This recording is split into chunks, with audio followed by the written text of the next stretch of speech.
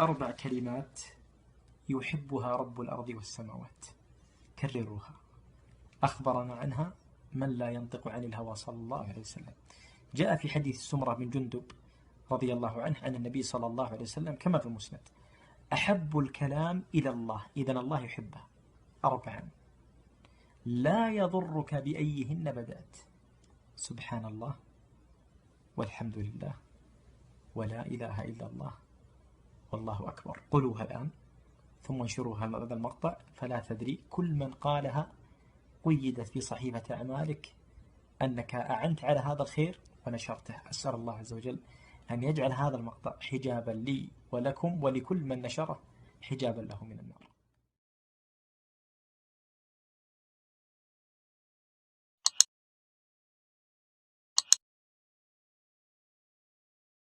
أربع كلمات يحبها رب الأرض والسماوات، كرروها.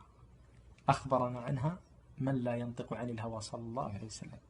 جاء في حديث سمرة بن جندب رضي الله عنه عن النبي صلى الله عليه وسلم كما في المسند: أحب الكلام إلى الله، إذن الله يحبه، 4 لا يضرك بأيهن بدأت: سبحان الله، والحمد لله، ولا إله إلا الله، والله أكبر. قلوها الآن ثم انشروها هذا المقطع، فلا تدري كل من قالها قيدت في صحيفة أعمالك أنك أعنت على هذا الخير ونشرته. أسأل الله عز وجل أن يجعل هذا المقطع حجابا لي ولكم ولكل من نشره، حجابا له من النار.